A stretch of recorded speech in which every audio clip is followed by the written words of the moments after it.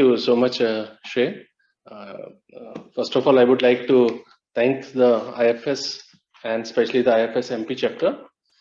Dr. K.D. Nair, sir, President IFS, Dr. Surveen Guman, General Secretary IFS, Dr. Priya Bhave ma'am, who is the Secretary of IFS MP chapter, and Shrey Balani, Ashita and Rana Mandal for giving me this opportunity to interact with all of you. Should I start, Shrey? Thank you. So let me start. I'm sharing my screen to all of you. Is it visible now, Shrey? Yes, sir. Now it's visible.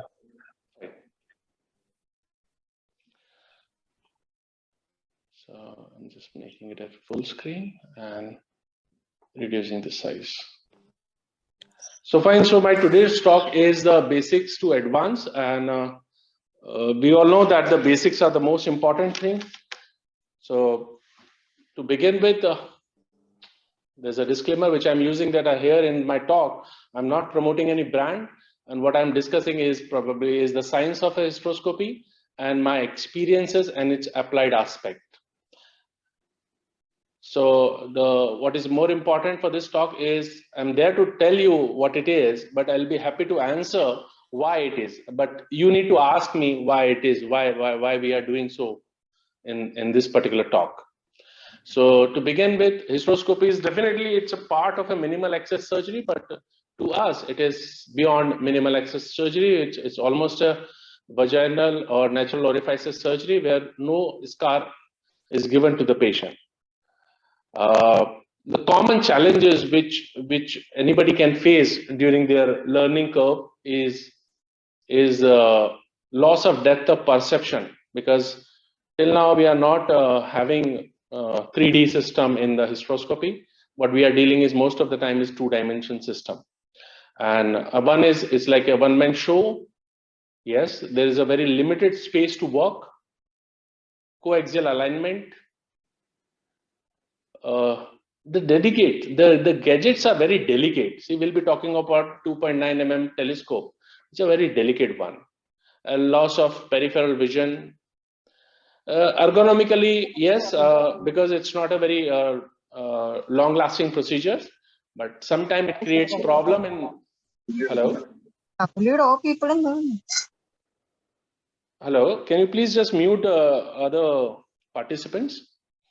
And the time constraint in this particular surgery. So I'm Dr. Farendra Bhardwaj, working as a professor in the Department of Gynec Endoscopic Surgery in Mahatma Gandhi Medical College, Jaipur. So yes, a hysteroscope is much better than many blind instrument in the uterus. Nobody wants to go blind inside the uterus, and to make this thing possible, various key components are there. One of the most important is endovision system. I've asked the organizers that yes, the endovision system lecture was done by somebody to they said it is to be taken. So I'll be discussing few critical aspects of endovision system, important points of distinction media. Most important is sheets and instrument and some advancement and some my experiences in this talk. So endovision system in hysteroscopy, this is what we know, this is how we see, and in our day-to-day life, object is there, some image is created in our eye, and then the image is processed in the brain. And this is how exactly all the endovision system globally, even our camera, mobile phone camera, works on this principle. But what is important here in our operation theater, the analogy is like this. So we have got a telescope. In case of hysteroscopy, we straight away use a word of hysteroscope. There are basic differences. There is a groove by which you can identify that this is a hysteroscope and not a telescope. Now this works as an objective lens, or you can say a cornea. Then you have got a camera head where all chips are there, one single chip, triple chip, whatever you are saying.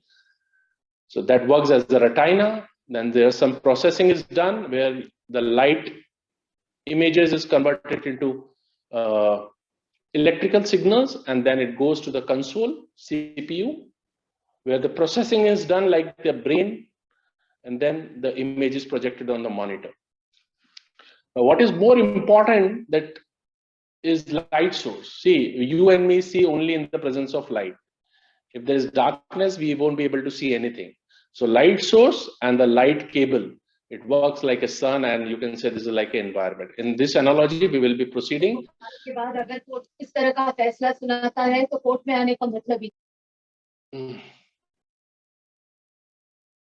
So that's the Endovision system at our center where there's a monitor.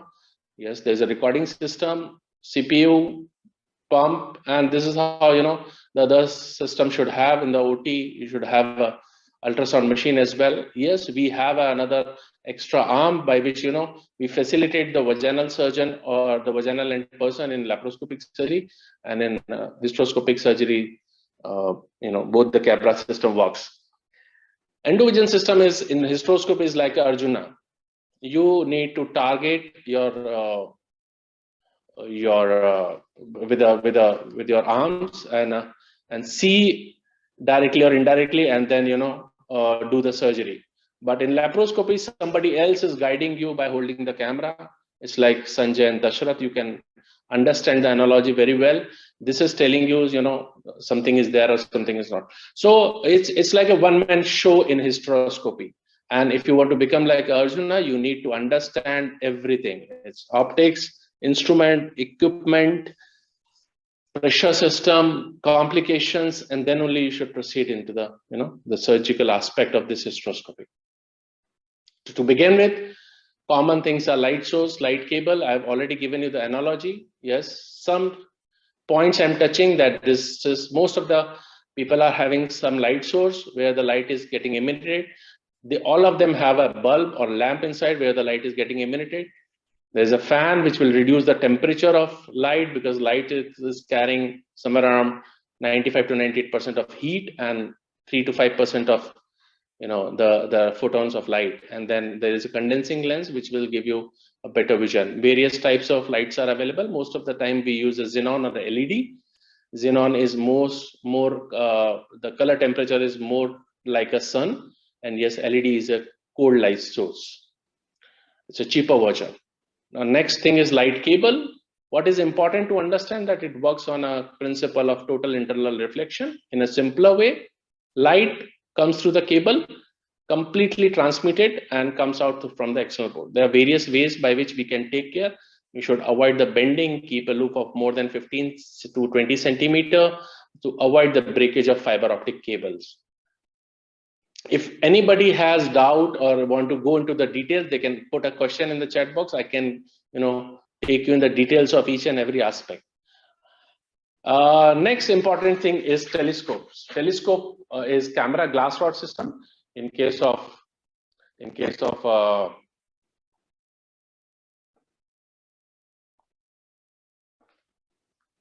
is a glass rod system. In case of hysteroscopy, we call it as a straight away the hysteroscope. Various sizes are available. Yes, 1.9, 2.9, and 4 mm, and various angles 0, 12, and 30.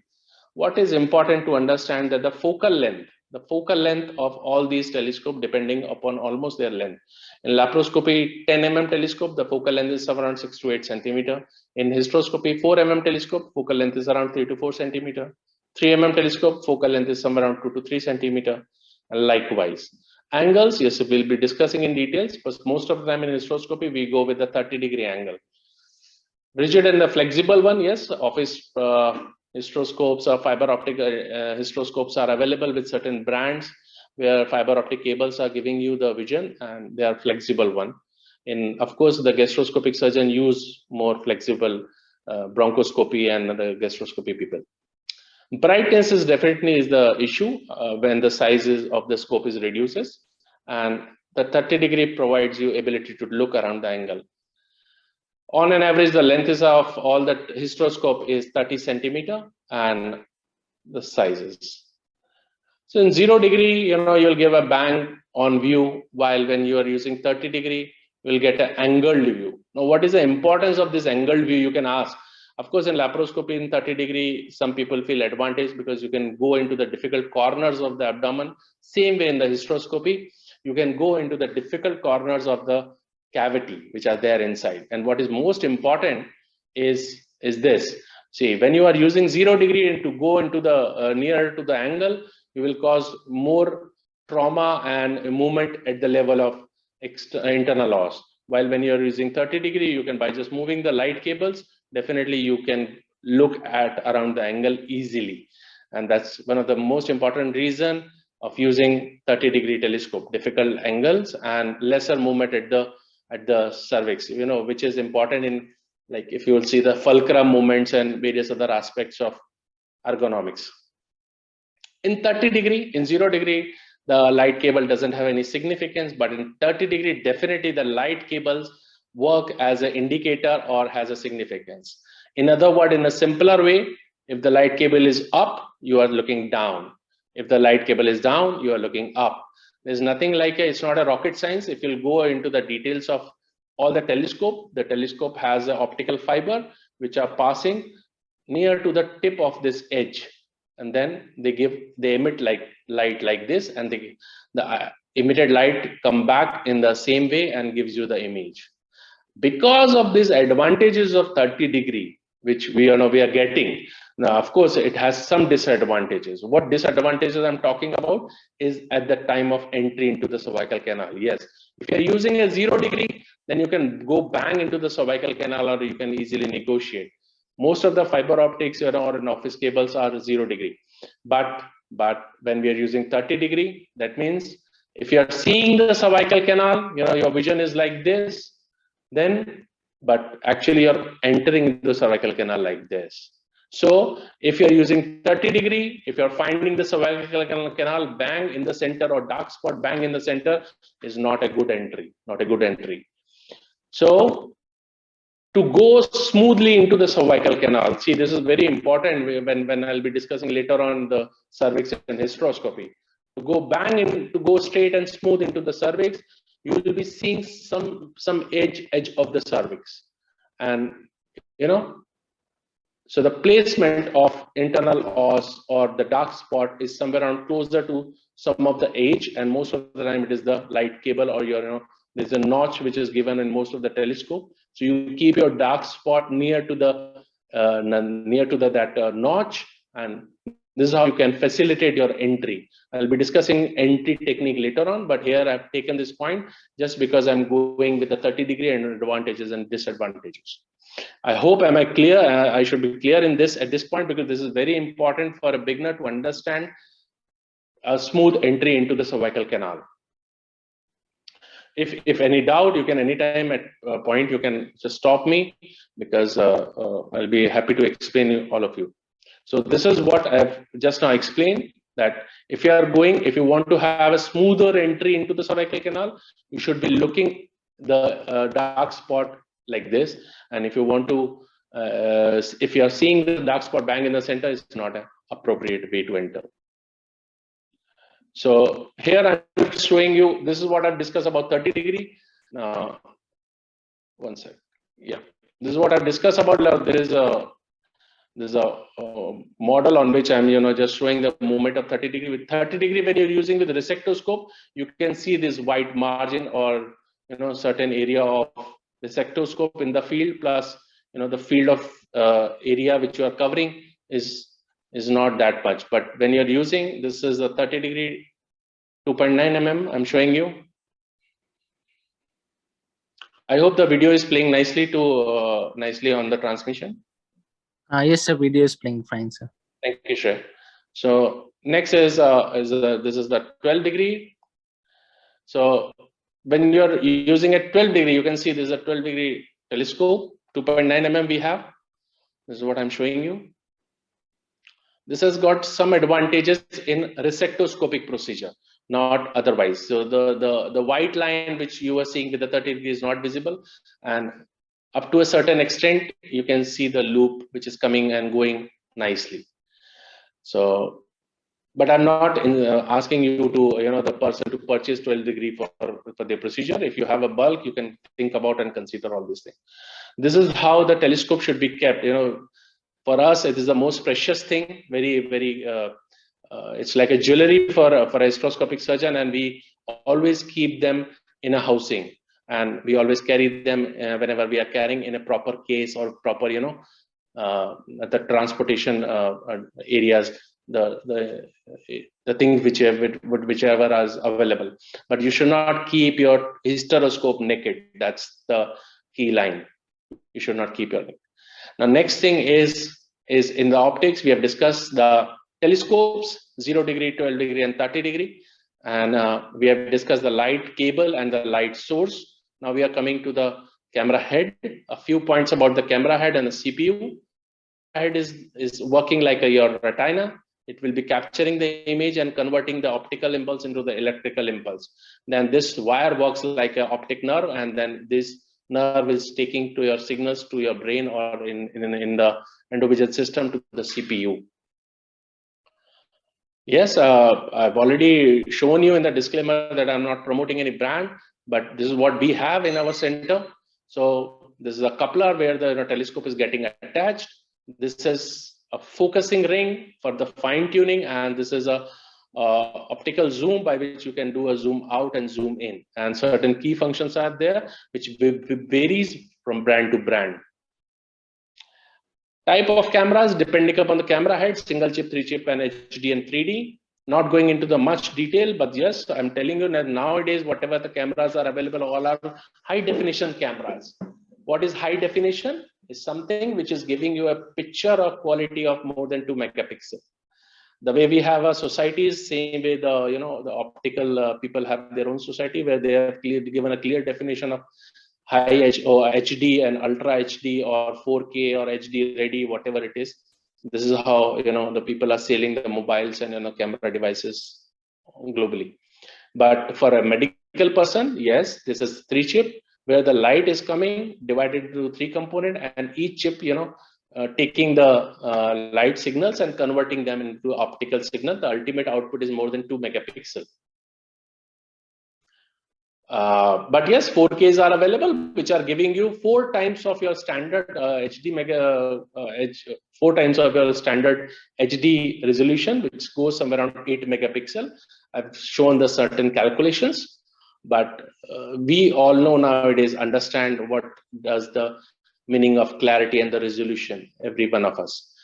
So again, this is the way the camera is capturing the image with the same resolution. The same type of resolution should be available on your monitor. So that is why the company people are making 4K system and providing you different size of monitors. Usually for 4K, you should have a 55 inches size of monitor on which you can appreciate the beauty of the 4K. Otherwise, 32 degree HD monitors are sufficient.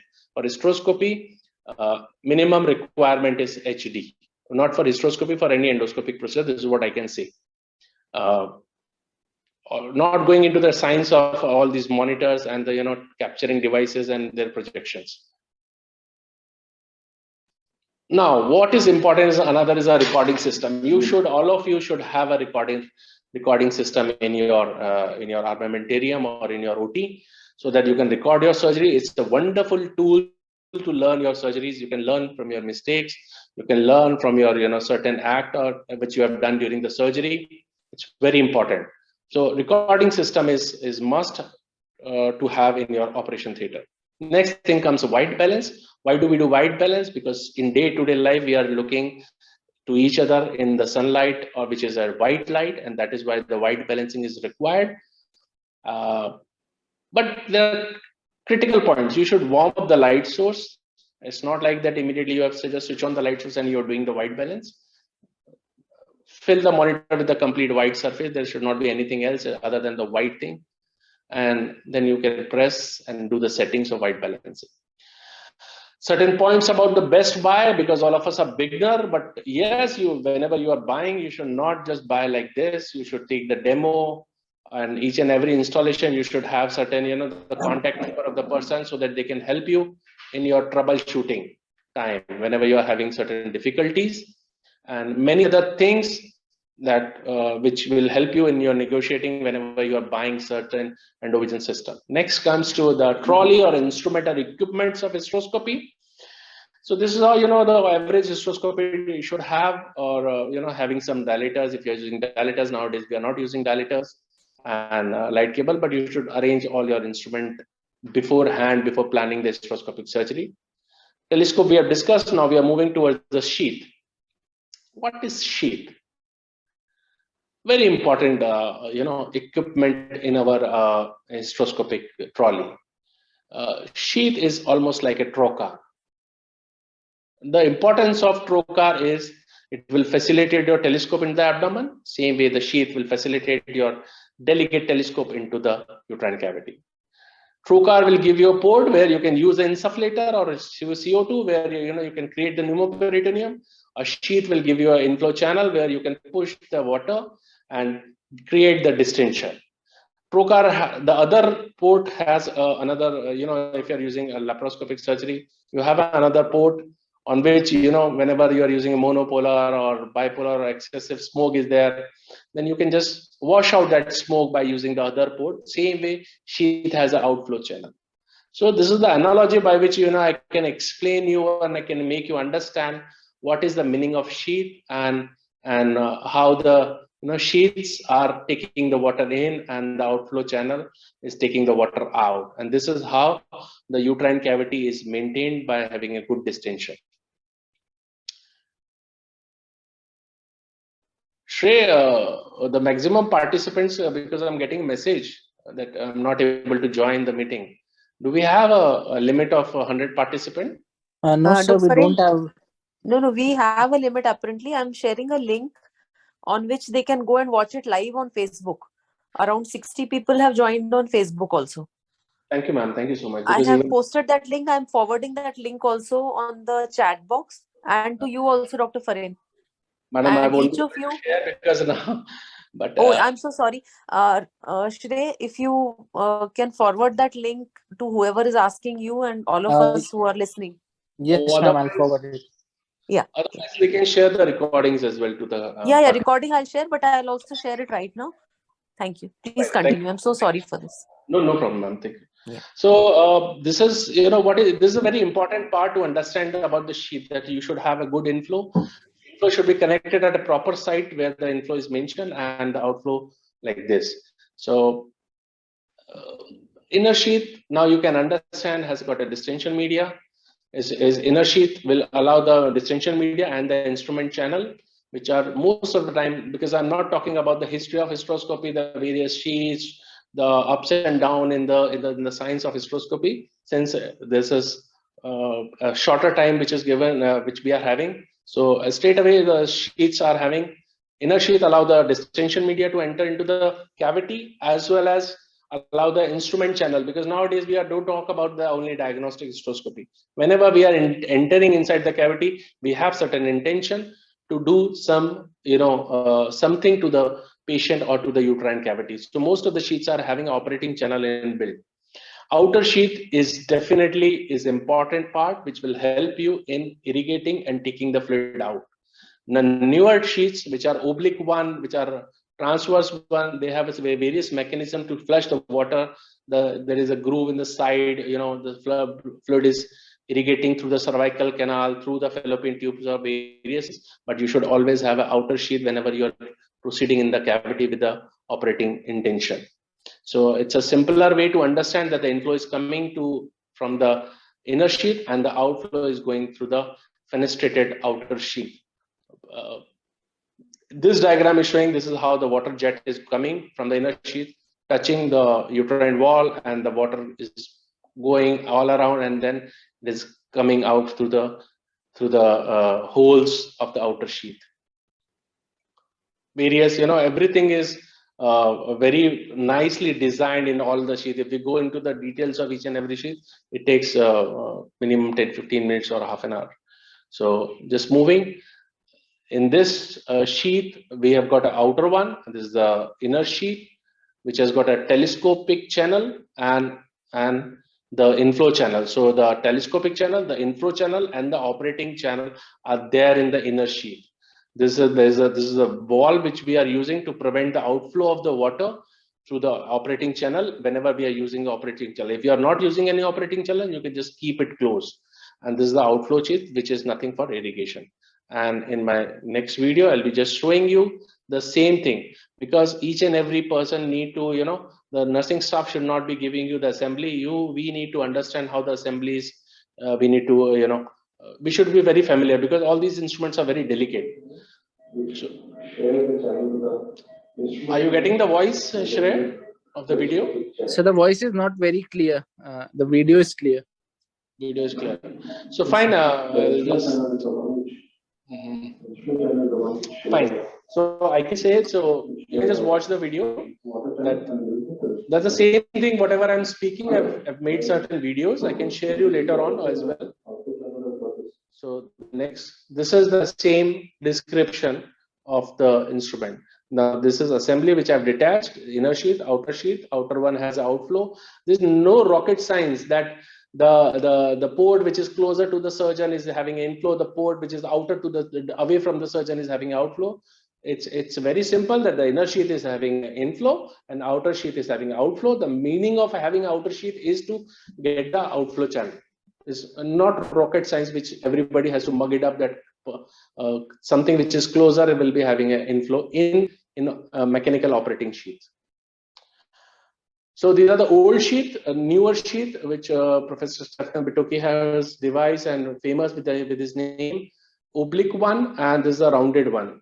The advantage of this is oblique one fits easily into the cervical anatomy, or the plane into the cervix.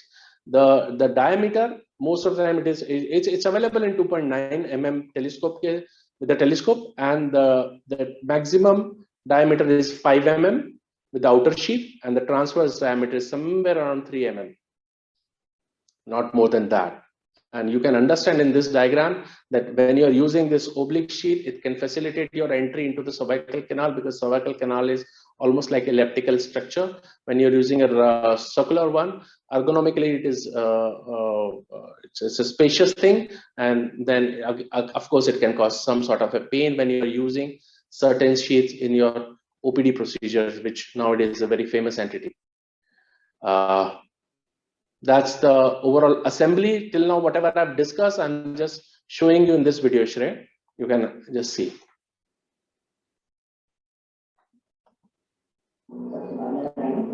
So here I'm attaching the light cable to the port of the telescope. Assembly, the telescope is already inserted into the inner and outer sheath. Then the port of the inner sheath, here I'm attaching the inflow. You need to understand how I'm holding the hysteroscope. See, the maximum weight of the hysteroscope lies on the posterior part. So you should be very comfortably holding all these things. Gel washer is there, and most of the and there's an outflow which you can in between open it or close it. If you want to have irrigation, if you want to have excessive distension, then you do a white balancing. Whenever you're doing white balancing, it should be completely touching the white gauze. Nothing else should be there. And then later on, you can do a focusing, which depending upon the focal length of the instrument, which in case of hysteroscopy is somewhere around 3 centimeters. Another miniature equipments are also available with the integrated telescopes. This is Bitoki integrated office hysteroscopic equipment, which has got an integrated inflow system and an operating channel and a telescope which is attached. So various people are putting a lot of effort to reduce the size in hysteroscopy. So other instrument in hysteroscopy are resectoscope, morcellator shot, or tissue removal or retrieval systems, and laser. But not going into the details, because whenever needed, you can ask me. Otherwise, we are going into the mechanical instrument. On an average, what we need to understand that 3 French is somewhere around 1 mm. And most of the instruments which we have in our sheets are 5 French. But we have got an instrument, the sheets which can carry a 7 French instrument as well as 9 French instrument, which are much sturdier one. Otherwise, 5 French instruments are really delicate one. So various shapes of instruments are available, like scissor, tenaculum, or a grasper. And this is a cannulation set which we use for hysteroscopic cannulations as well. So showing you some videos, like you have got a flexible instrument 5 French and a rigid one. So each and every instrument has their own advantages and disadvantages and needs a lot of care to, maintenance for all these instruments. So this was a video of flexible and a rigid one. This is a video of a grasper. You can open, but you should not open up to its full strength. Whenever you're using in the surgery, you should open up to maximum 70% to have a good life of this instrument. So that was a grasper. Now this is a scissor, which are single action jaw scissor, which are much sturdy scissors.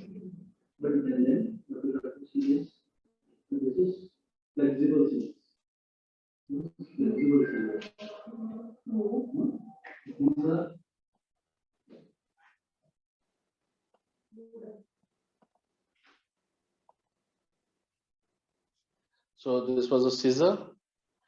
Now we have got a rotating scissor as well, which will reduce your strain at the wrist, but they are relatively delicate comparative to the single action jaw scissors. But ergonomically, these scissors are better scissors. So they put less strain on your wrist, but they are delicate one, and they can easily, you can break them easily. So various instrument, the way we have in laparoscopy, the similar way we have in hysteroscopy. We've got a 5 French myoma screw. Hysteroscopic screws are available. Tinoculums are available. Tooth graspers, or you can say grasping forceps or alligator forceps are available. Various shapes of scissors are available. Whatever way we are comfortable, we should, buy the instruments. And this is the way you can use the cannulation sets. You can even use, some of them are using a ureteric catheter as well to do the cannulation. I'm not recommending it, but various shapes and size of cannulation sets are also available. Now to make the instrument more ergonomically friendly, bended instruments are also available, which has a bend, so that everything will not come like a jungle in your hand. You will get the space to operate, but these instruments are available in 7 French size and 9 French size, not as far as I know, not available in 5 French size. Now, same way we have got an electrosurgical instrument which you can pass through your 5 French channel, because since most of us are now using bipolar, and even if you are using a glycine, we have monopolar electrosurgical instrument and needles are available. So they are bipolar dissector electrodes hooked. All these things are available, which you can have in your armamentarium. So they are bipolar one because they have one side from where the current is coming, then there is insulation, then the other electrode from where the current is going back. Now the next thing is the resectoscope. Some points about the resectoscope is various sizes are available. The standard one, what we say, is 26 French, which can carry a 4 mm hysteroscope. Way back we all were using a 4 mm, but nowadays most of us are using 2.9 mm. Even this 26 French can easily accommodate our 2.9 mm telescope, and you need not to buy another 4 mm one. Yes, of course, for 22 French and 18.5 French, the only option is 2.9 mm hysteroscope. For 26 French, you need, even for 22 French, you need some sort of a dilatation. It requires, the size is somewhere around 7.3 mm. So whenever we are crossing a diameter of 5 mm or 6 mm, you need some sort of a dilatation in the cervical canal. That is why most of us have got shifted to 18.5 French in minor procedure in resectoscopy, or 5 French operating channels. So resectoscope is, of course, is the next level thing which is to be talked in cases of hysteroscopy, and it has got a certain elements like a working element. This is a working element, then an outer sheath, inner sheath, and the various electrodes. So this is how the resectoscope looks like. These are their electrodes: ball electrodes, Collins knife, loop electrodes. Various type of assemblies are available depending upon the company from which you're buying. And there's a spade which is used, loop. So I'm showing you another video. This is nowadays, previously all the resectoscope was circular one. Nowadays we have got a oblique or oval shaped one. very innovative idea to enter into the cervical canal to facilitate the entry with less dilatation. That's even these things are available with resectoscope as well. So here I'm just showing you a small video where I'm just showing you the working element. And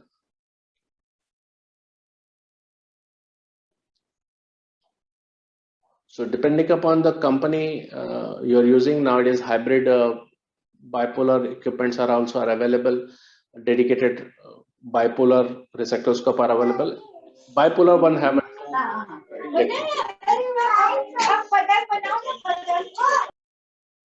so here we are attaching the electrode onto the working element, and you can see the smooth movement of this. In the next video, I'll be showing you how to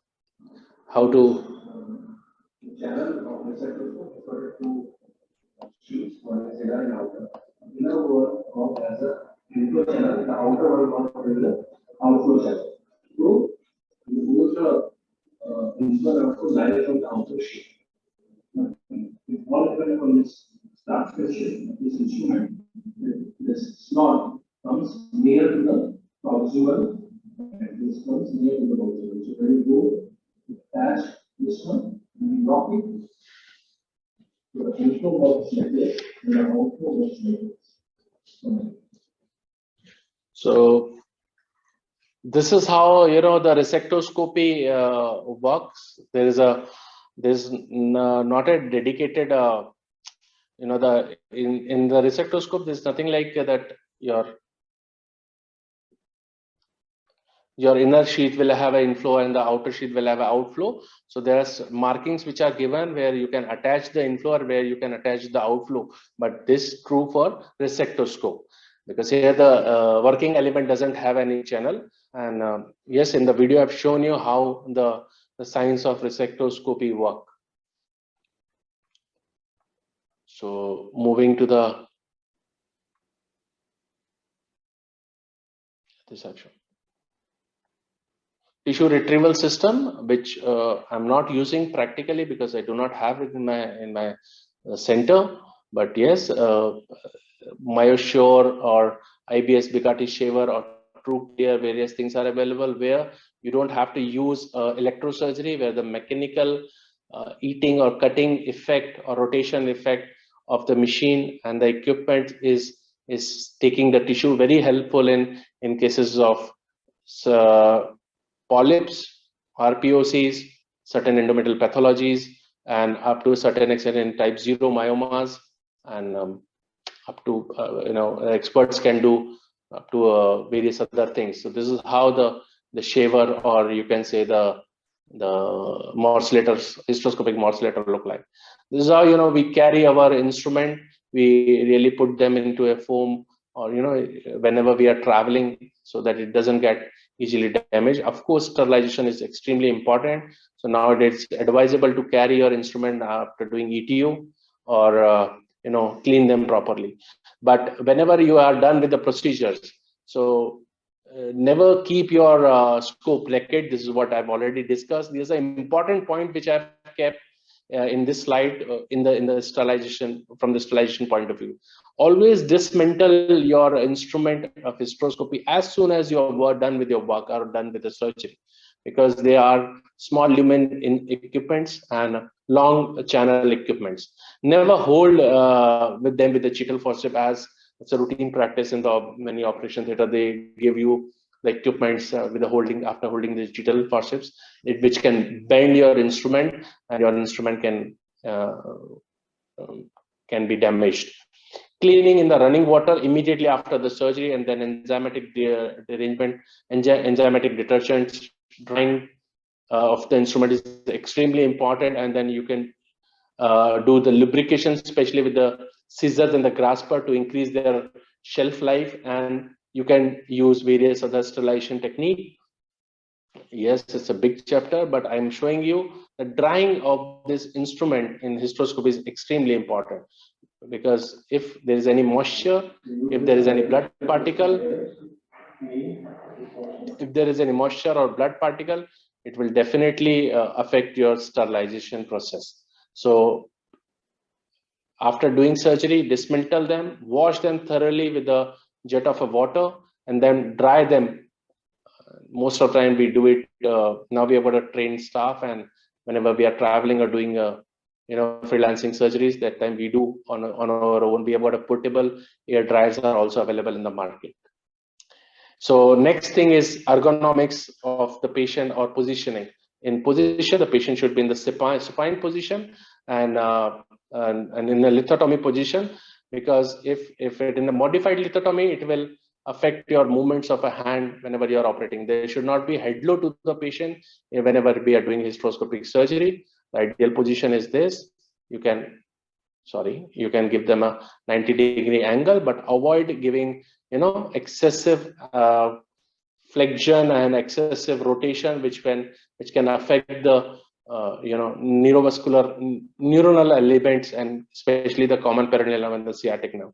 So you should be careful whenever you are doing hysteroscopic surgery, though most of the surgeries are a short procedure, doesn't cause much problem, but ergonomically it has to be taken care. Now, next thing is very important thing is the distinction.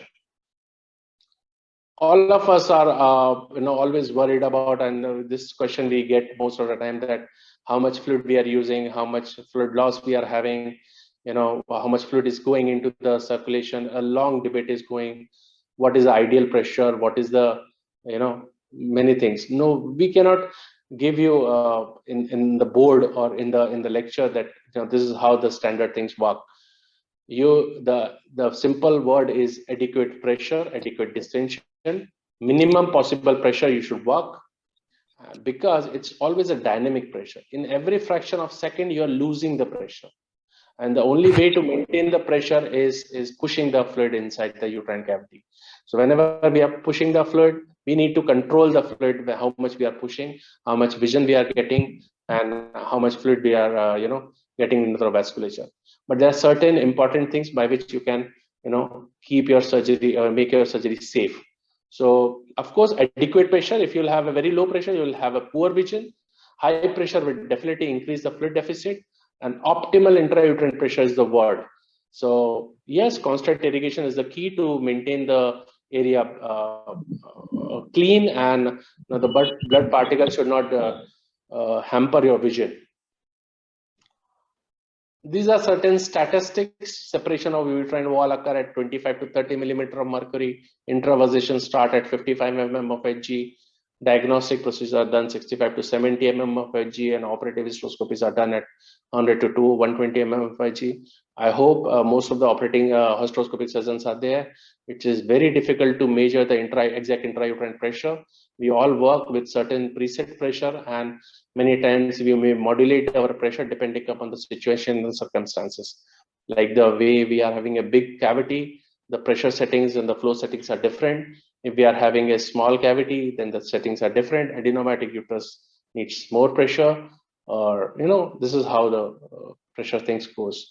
So gravity is useful in the textbook, it is given, but it is useful for cystoscopic procedure for urologists, not for gynecologists. Yes, in office hysteroscopy, some of the people are using gravity because it can, if you are keeping a bottle of 3 liter at distance of around 1 to 1.5 meter above with a broader large tubes, you may get a pressure of around 70 millimeter of mercury. Manual pressure systems are also available, which we can see in various nursing homes and in hospital setting, which they are using Medex bag or TURP set with a pressure pump and an automated fluid pump system, which we all of us are recommending to have in your operation theater whenever you are planning to start your hysteroscopic surgeries. So this is how the gravity older one systems. I'm showing you certain videos of all these type of systems. So this is how you can use a 3 liter bag or put a BP cuff, and you can create the pressure. And this is how, but there's no documentation how much pressure you are creating and giving inside the uterus. The experienced surgeon can understand by the vision of the uterine cavity that yes, it is overpressure, or just above the lining where you are getting some bleeding is adequate pressure. This is how the Medex bag or various pump delivery systems are available. Newer devices are available which can give you a preset pressures and flow rate, and which can up to a certain mark are very safe. But you need to be very careful that they should have a continuous fluid or saline or glycine which is coming, and they should not push the air inside the uterine cavity, and because somebody should be taking care of your bottle. If the bottle is getting empty, these machines can suck the air and push it inside. Of course, the advanced machines are available which can stop automatically. So again, here I'm showing you a video of this type of machine. Input channel is connected with mostly with the 3 liter saline container. It's better to keep connected with 2 saline containers simultaneously with URL. Now, this is the output channel which is connected with your printing sheet. Now, what we need to understand that this includes pani la raha hai, ये इनको पानी ले जा रहा है, और what is most important is the small diaphragm, which is actually sensing the pressure. So various type of machines are available which have their own science of explaining how the system is working, but all advanced hystropumps are available which have got a inbuilt suction and irrigation system. So yes, you need to search. As I said in the beginning, whenever you're buying, you should go into the complete details of the science of all these equipment and instrument, and then only you should consider buying of all these instruments. Outflow measurement is one of the difficult tasks. Yes, you can use OPST bag and floor suction as well to calculate your outflow and inflow, but this is not the only criteria by which you can decide the fluid deficit. You need to see the patient preoperatively. If you are dealing with a patient who is in a compromised state, you cannot afford much fluid loss or intravasation of fluid, and patient who is healthy and hearty is definitely can afford a fluid management. I'll be discussing fluid management on the board for the students, NCH student and reproductive medicine student. There are 2 types of fluids which are available. Distension media, what we are saying previously, people used to use hysteroflator or air, various things. So as I said in the beginning, we will not go into the history, but on an average, normal saline and glycine, 2 things which we are discussing. Glycine are useful for operative instrument, nobody used for diagnostic things, and normal saline is most of the time used for diagnostic things. Now, glycine used to use for operative procedures where we were planning to use the resectoscope. Previously, we used to have a monopolar resectoscope, but nowadays bipolar resectoscopes are available, which will make your surgery relatively safe. Yes, of course, there is certain advantages, and so there will be some disadvantages of having a bipolar resectoscope. The transmission of current is not that smooth, the cutting is not that smooth, it's not that fast, but there is fractional amount of difference which surgeon can decide which media, which energy source they want to use. As a student, as a surgeon, we need to be aware about both the things, the glycine and the normal saline. So yes, there's a lot of complicated theory and a complicated science of fluid overload, which I'll be discussing on the board to explain each and every one. But certain guidelines are there which says that more than 750 ml of fluid loss, you should stop your procedure, especially in elderly patient and patient with comorbidities of cardiovascular system. And I should say the renal disease patient and liver disease patient as well. And more than 1000 ml of glycine is prohibited. The deficit of more than 1000 ml in a healthy women as well. And the limit for normal saline in a healthy women is somewhere around 2500 ml. But you need to calculate, and you need to be very vigilant, and your assistant or your team should be very vigilant to calculate this type of fluid deficits. So yes, the factor which predispose the systemic fluid absorption is high intrauterine pressure, low mean arterial pressure of the patient, deeper myometrial invasion or penetration, which we do in case of myomectomy and thick septums. Whenever you are having a prolonged surgery, premenopausal state, size of the uterus, and cardiovascular and renal disease of the patient. We should avoid all these things. You should avoid high intrauterine pressure. You should have optimal pressure. And patient with a compromised state, you should be very careful when you are operating. Expert surgeon should operate. Deeper myometrial penetration is, of course, in the learning curve, is one of the last thing when when we are learning our hysteroscopic surgery. You should always avoid prolonged surgery. You should plan your surgery. You should plan your equipments and instrument on the table. Wire and everything should be kept ready so that you can hello, so that you can cut short the time of your intraoperative time of your surgery. And of course, in premenopausal state was important in case where we're using glycine. But when you're using saline, this is safe. In premenopausal patient, when we used to use glycine, yes, of course, using of GnRH will help in reducing the fluid absorption. Not fluid absorption. Basically, it will inhibit the. It will remove the inhibition of sex steroid hormone to the blood-brain barrier on sodium-potassium ATPase pump. There's various theories are given, and this is how. So this is what I've mentioned in GnRH agonist you can use, which can stimulate the action of sodium potassium pump in blood-brain barrier in premenopausal women. Definitely intracervical injection of diluted vasopressin, which is not more than 10 ml, and dilution is 20 units in 400 ml is appropriate. You can cause vasospasm, and up to certain amount can reduce the fluid absorption. And optimal intrauterine pressure is the most important thing to have a good pressure. So just to say understanding of the fluid, I'm using this board, and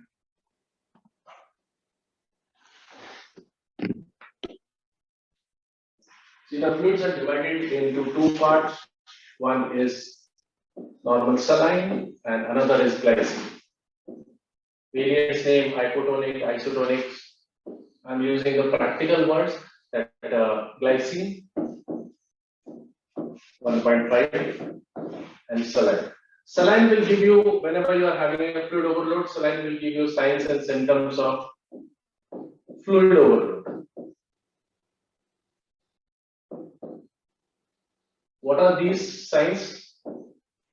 Is pulmonary edema, crepitations,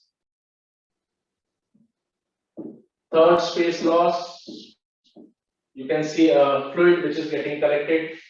Third space loss, you can see the fluid which is getting collected into the parotid areas or near the philtrum or parotid beak sign, sort of a thing. But whenever there's a overload of glycine, you can have some signs of fluid overload, definitely, but it can cause dilutional hyponatremia. So the glycine or non-electrolyte solution can cause dilutional hyponatremia.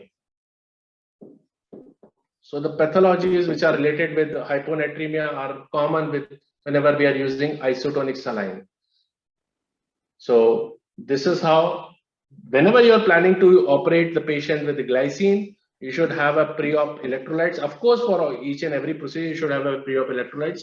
Potassium are important for cardiac point of view, for anesthesia point of view, but sodium is important pre-operatively in cases where you are planning to use a glycine, because the range is 135 to 145, somewhere around, depending upon the lab. A patient on which you are operating having a sodium of 142, you have a fair safety margin. A patient which you are operating have a serum sodium of 136, you have a lesser margin of safety. So your resident can say the serum sodiums are in normal range, ma'am, but you should know the exact value of sodium whenever you are planning to use glycine or isotonic saline in your operative hysteroscopic procedures. And rest of the pathologies and pathophysiology are same. And whenever you have encountered whenever you have encountered the hyponatremia and signs and symptoms of hyponatremia, the various treatment modalities are described in the textbook.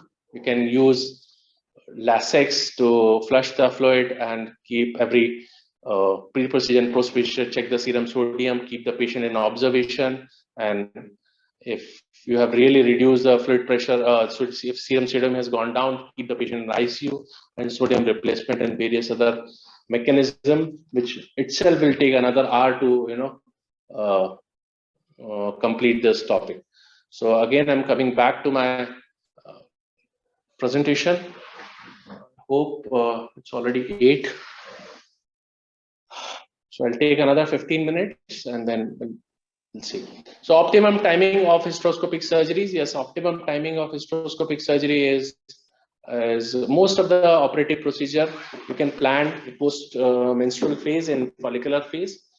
You will get a better endometrial pathology evaluation. In very few cases, you may need to go for pre-menstrual phase. Nowadays, most of the procedures are done in post-menstrual phase. The spread exertion is less and evaluation and surgery is easy, especially the electrosurgery. Electrosurgical instrument works not, they don't work very nicely on the endometrium. See, they work, suppose you're having a myoma or a septum. If you're not having a thickened endometrium, you can do a surgery in a better way. So post-menstrual phase or thin endometrium is the ideal situation in most of the operative procedures. Yes, very important slide as far as this presentation is concerned, that whenever we are starting our curve, when our learning curve of hysteroscopy, it should be like this. See, person should do a good number of diagnostic procedure under supervision. Then the person should start polypectomy and septum with a mechanical instrument. Then later on, some corneal catheterization, then some Eschermann's, and by this time the person understand the uterus and the hysteroscopic science very well, and then they should proceed for the resection of myomas and thick muscular septum like this, where we are dealing with a lot of fluid and intravasation and various other things. So there has to be a good decent learning curve. Now, to understand, we have understood the equipments and the instrument and the distinction and the light and everything. Now we need to understand about the organ on which we are operating. So this is how the uterus looks like, and we all know, we all are gynecologists. So average volume is there and length is there. What we need to know that the thickness of the uterus. The thickness of the uterus is maximum at the fundus and least near the cornuas, and it is somewhere around 1 to 2 centimeter, 2 centimeter on the fundus, and nearly around 1 to 1.5 centimeter on the walls, and near the stomach area somewhere around 1 centimeter. So these are very important, but thinnest at the level of ostia. So whenever we are dealing with a pathology which are closer to the ostia, surgeon should be careful. So the next thing is cervix and hysteroscopy. The way we learn about the entry into the abdominal wall in case of laparoscopic surgery, we understand the anatomy of the abdominal wall, the port side. Same way we need to understand the cervix, because this is the first gate which we need to cross to enter into the endometrial cavity. So this is how the cervix look like. It has got an external os, it has got internal os, and the part of the external os and the part of the portio vaginalis lies in the vagina, and the part which is supra-vaginal lies above it. And there are cervical rugae, which we called as palmois, cervical palmois, and arborevitae uteri, or that's an internal os, which is most of the time kept close physiologically, and this is the external os. And the stroma of the cervix consists of most of the times having a maximum collagen tissue and some smooth fibers, which are mainly circular fibers. So this is the gross anatomy of cervical canal, and this is the first gate which we need to enter. And to enter into this gate, the single word is the navigation. So we should navigate the cervix rather than just going blindly. And there are certain landmarks which we follow when we are navigating the cervix. Is this fold? These are the fold which will guide you towards the correct path. The way you have got a lightings and certain landmark on the road or in the tunnel which are really guiding you. This is the way. The exit of the tunnel is here. So this analogy you need to keep in the mind so that you can negotiate all these difficult track of hysteroscopy, difficult area of cervix. The way we are, sometimes when we are nowadays, all of us are using GPS, and that's a analogy. The way the cursor is taking you, the same way we drive. So this is how you can enter into the cervical canal. A small video to explain all these things. This is. Everybody is using a no-touch technique, I should say, rather than office hysteroscopy. No-touch technique, even when you are operating in operation theater, you should not hold the cervix. you need to identify that these are the vaginal fold. These rugae are vaginal rugae and not the cervical rugae. Later on, you will understand. The smooth lining is of cervix. This is the external os where you are entering. Again, the same image. These rugae are guiding you towards your exact path. The way, you need to keep this opening near to the cursor or, at an angle, so that that's the correct way to enter inside the cervical canal. Gradually, you are allowing the water to move inside. And then you have entered into the cervical canal. So yes, of course, whenever you are having a difficult cervix, which you can anticipate beforehand when you are talking to the patient in your chamber, that patient is having a cervical atrophy or cervical surgery, which was done already, or you have done a post speculum examination and you're finding that the cervix is look tortuous to you or deviated or very hard. You can use certain measures which can help you in negotiating the cervical canal. Of course, the navigation and the point of which I've discussed are of prime importance. But in certain difficult cases in pyometras or in stenosis cervix, you can consider using misoprostol, or in severe patient where failed entries are there, or the cervix is not visible, flushed cervix, only vagina, you can call the patient in your last day of menses where the blood can guide you into the cervical canal. You can use a hysteroscopic Caesar to create a path, or or direct yourself. You can use a lesser diameter or only the inner sheath to enter into the cervical canal. Sometimes you can take the help of ultrasound guidance. A transabdominal ultrasound can really help you. Nothing against the dilator. If you're finding that you can consider using ET cannulas or uterine sound or certain dilators, or one can have an experienced surgeon which can guide you in your difficult entries. So here I'm showing you a video of one difficult entry. Since we are running short of time, so this much, as far as maximum I can I'm trying to cover is in the basics of hysteroscopy is this. So in this case, this is a case of a flushed cervix where you cannot see anything in the vagina. There's nothing like cervix. So we have asked this patient to come on the last day of the menses, and you can see the mucus or the blood is guiding us that probably this is the area where you can have a cervical canal. So anticipation and then proper planning will really help you in your difficult cases in your learning curve in hysteroscopy. But these are the cases which should not be taken in the beginning. Yes, of course, as I have already discussed, you can anytime take the help of your nearby surgeon or experienced surgeon in such cases. So here, with the help of Caesar, we are creating the path.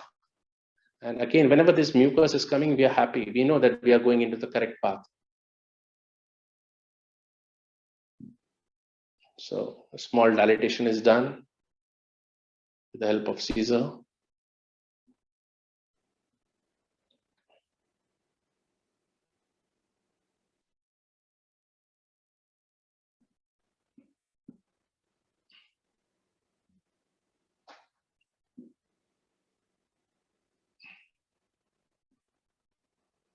Now, when we are entering and when we are seeing this dark spot, we are happy. We know that we are proceeding into the correct direction.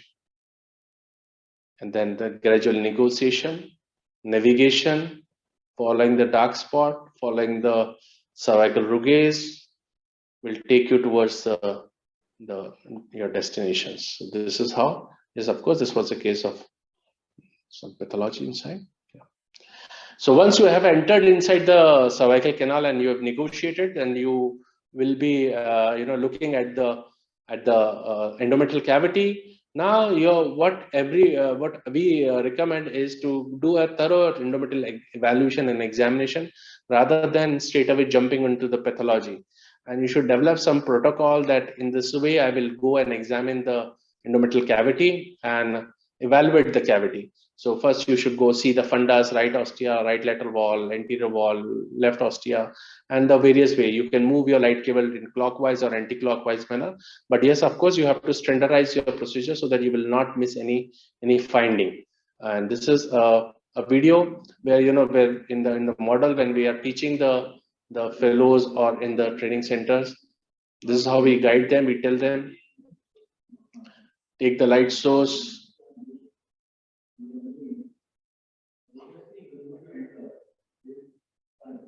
so then fundus, here you can see the fundus and then the light source. And then in systematic examination of the cavity is done by rotating. This is a portable light source. This is a model on which we are teaching the student, and you can see the osteas, 1 or 2 osteas, and then wall.